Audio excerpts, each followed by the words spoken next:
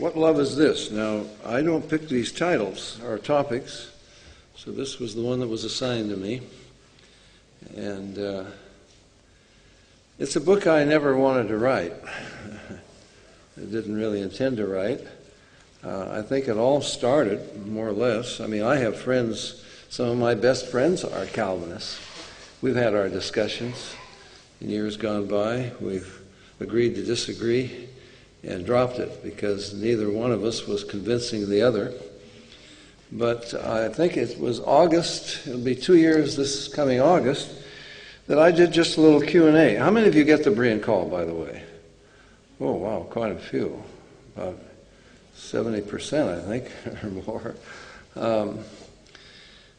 Well, you know we have a Q&A section in there. And I did just a little Q&A on Calvinism. Somebody asked, and we are asked questions on a variety of topics, and we don't exclude anything. We don't shy away from anything. So they're asking me about Calvinism. I guess I'm entitled to give my opinion from what I think the Bible says. Wow. Never received such a storm of angry letters from all over the world, many of them from pastors who said things like, well, we've appreciated your ministry for the last 10 years, your stand for truth and against error, but now you have attacked Calvinism. Take me off your mailing list. I'm instructing all my people to get off your mailing list. We want nothing further to do with you. Whoa. I never expected such a reaction as that. I mean, I don't break fellowship with Calvinists who disagree with me. It almost reminded me of the Catholics, and Greg would certainly relate to this. The Catholics call us anti-Catholic because we disagree with them. But they don't call themselves anti-Protestant or anti-evangelical. You'd think it ought to go both ways. We're called Catholic bashers, but they don't call themselves evangelical bashers. Well, the title of the book, my wife came up with it. She's a more gentle soul than I am. The subtitle is what I had as the title, I guess, Calvinism's Misrepresentation of God. But the title, What Love Is This? If we didn't have a subtitle, you might think it was some devotional by Dave Hunt on love. Well, why should I enter into a controversy that's been going on for 450 years? I mean, Calvinists and non-Calvinists have debated back and forth. I'm not going to settle anything. But as the months went by, we got more and more letters. I think I did another Q&A, and that created more of a storm. We began to hear from people who said, Calvinism has just split our church. We got a new pastor, and he's forcing this on everyone. Anyone who's not a Calvinist has to get out. Or we heard it the other way. Churches where if you were a Calvinist, they put you out. This Sunday school teacher we've warned him, and he keeps pushing Calvinism on his class, and so we finally, had to put a stop to it. I began to find that Calvinists seem to be very aggressive, more so than anyone else. I was astonished by that. I was on some talk shows that were not really run by Calvinists. They were just evangelical talk shows, and the only people that called in were Calvinists. I mean, they seemed to get to the phone first. Well, it's been heating up, and R.C. Sproul in America, I don't know if he's on the air over here, but he's on the radio every day pushing Calvinism. We're beginning to find out that more and more people that we didn't really know were Calvinists are Calvinists, and they're becoming more aggressive in pushing this doctrine. John MacArthur, for example. Many people didn't know that, but if you look at his writings, and J.I. Packer, D. James Kennedy, of course, because Presbyterians are Calvinists.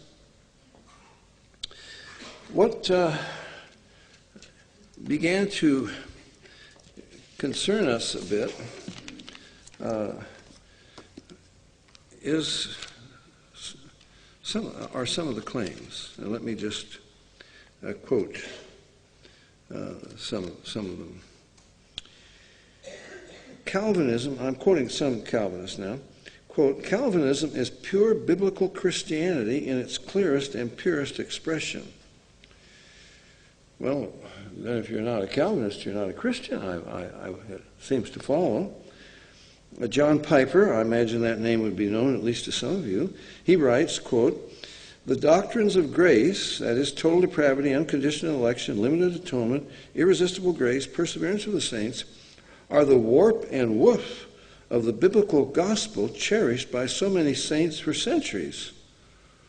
So if Calvinism, the 5 points of Calvinism are the warp and woof of the biblical gospel, and you don't preach 5-point Calvinism, wouldn't it then follow you're not preaching the gospel? Now it becomes rather serious. Well, your own C.H. Spurgeon, by the way, most of you don't know, and I rarely mention this, my father named me after Charles Spurgeon. My name, you British, my father was British, and you British have sometimes multiple middle names. And my father named me David Charles Haddon Spurgeon Hunt. My mother thought Spurgeon was a bit too much, and she redlined that one. So my name actually is David Charles Haddon Hunt, okay? So Spurgeon and I should get along well. Spurgeon wrote, I do not ask whether you believe Calvinism. It is possible you may not, but I believe you will before you enter heaven. I am persuaded that as God may have washed your hearts, he will wash your brains before you enter heaven. John Gerstner says, we believe, with the great Baptist preacher Charles Haddon Spurgeon, that Calvinism is just another name for Christianity. I'll just give you some other quotes. I mean, I would think your level of concern would rise a bit. Another Calvinist says this teaching was held to be the truth by the apostles. Another Calvinist says Christ taught the doctrines which have come to be known as the 5 points of Calvinism. Another one says, well, this is a man named Copps, a well-known Calvinist. God's plan of salvation revealed in the Scriptures consists of what is popularly known as the 5 points of Calvinism.